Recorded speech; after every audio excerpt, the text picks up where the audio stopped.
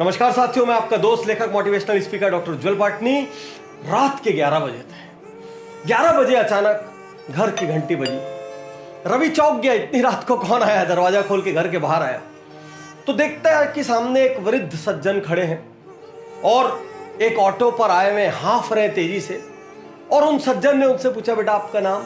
बोले रवि। और वृद्ध सज्जन बोले, हे भगवान तेरा लाख लाख शुक्रिया, घर मिल गया। रवि को कुछ समझ नहीं आया। वृद्ध सज्जन ने कहा, पानी मिलेगा? रवि ने बोला, आइए 1 मिनट घर के अंदर आ जाइए। अंदर पानी वगैरह पिलाया। उन वृद्ध सज्जन ने रवि के हाथ में एक चिट्ठी दी। रवि ने वो चिट्ठी को पढ़ा और चिट्ठी को पढ़ के ऑटो वाले को कहा कि भाई साहब आप चले जाओ। और वृद्ध सज्जन का सामान उतार कर घर के अंदर ले आया और कहा, अंकल रात बहुत हो गई है, आप सो जाइए, मैं आपका काम कल सुबह कर दूंगा। उस चिट्ठी में रवि के पिता ने रवि के लिए कुछ लिखा था और वृद्ध सज्जन ने कहा कि आपके पिता ने मुझे भरोसा दिलाया कि मेरा लड़का आपका काम जरूर से जरूर करेगा, आप बिल्कुल बिना किसी चिंता फिकर के चले जाओ। बात यह थी कि उस वृद्ध सज्जन के एकमात्र बेटे का अचानक देहांत सड़क दुर्घटना में हो गया था। बूढ़े और बुढ़िया घर में थे और लालन पालन की दिक्कत होने लग गई थी, दैनिक जीवन के खर्चों की दिक्कत होने लग गई थी। तो वो नहीं चाहते थे अपने बेटे की मृत्यु का कंपेंसेशन लेना, लेकिन उसके बावजूद भी कुछ जब रास्ता नहीं बचा तो उनको लेने का सोचना पड़ा।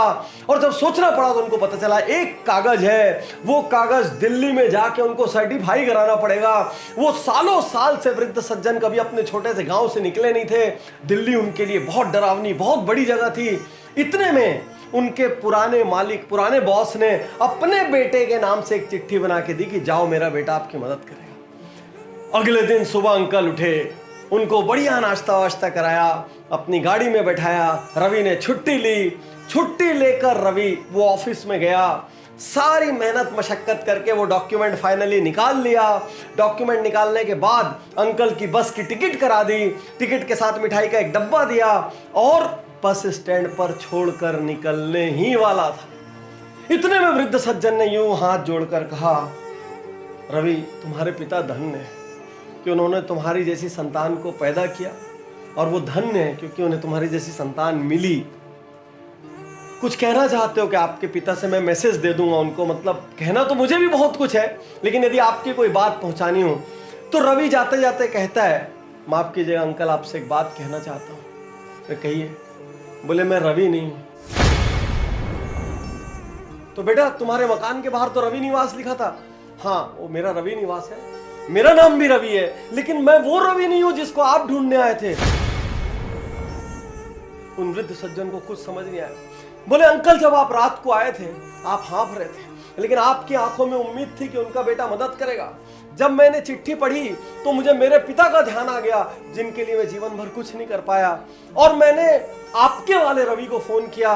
वो एकदम से हिल गया भीतर तक, क्योंकि वो कहीं बाहर गया हुआ था और 8-10 दिन बाद आने वाला था। मेरे पास हिम्मत नहीं थी आपकी उम्र को देखते हुए, आपके इमोशंस को देखते हुए कि मैं आपको वापस भेज सकूं।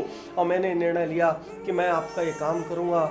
और अब उस वृद्ध व्यक्ति की आंखों से झड़ झड़ झड़ झड़ आंसू बहने लगे। बोले तुम रवि को जानते भी नहीं हो? बोले अंकल मैं नहीं जानता हूं, आपकी चिट्ठी में फोन नंबर था उसी से लगाया। तुम वो रवि भी नहीं हो? बोले नहीं मैं वो रवि भी नहीं। फिर भी तुमने मेरे लिए छुट्टी ली और इतना किया। कौन कहता है भगवान नहीं होते? कौन कहता है भगवान नहीं होते? कौन कहता है भगवान नहीं होते? कहते हुए बस में चढ़ गए और चले गए।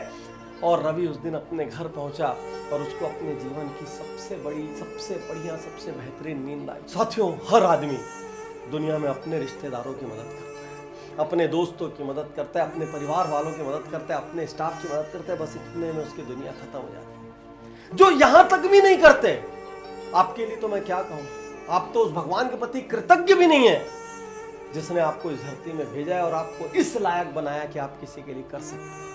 आज मैं हर वीडियो देखने वाले से कहना चाहता हूं, हर उज्जवल पाटनी यूट्यूब चैनल के फैन, फॉलोअर, सब्सक्राइबर से कहना चाहता हूं, जिंदगी में अनेक बार उनकी मदद कीजिए जिनको आप जानते भी नहीं है और आपको पता है ये मदद करके मेरे को बदले में कुछ मिलने वाला भी नहीं है।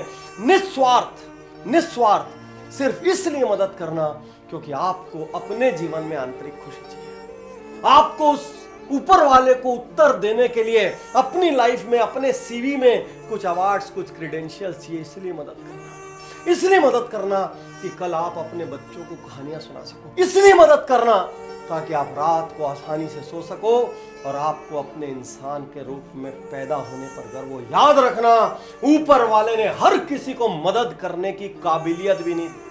दुनिया में ऐसे हजारों लाखों लोग हैं जो चाह के भी किसी की मदद नहीं कर सकते, लेकिन यदि आप मदद कर सकते हो ना, तो समझना ऊपर वाले ने आपको वीआईपी बनाकर इस धरती पर भेजा। और आपसे ये कहना चाहता हूं, मेरे इस मिशन को भी आपकी मदद की जरूरत है। इस वीडियो को यदि आप 5 लोगों तक पहुंचाते हैं और उन 5 में से एक आदमी भी किसी अनजान की मदद करता है, तो उसके हिस्से का कुछ पुण्य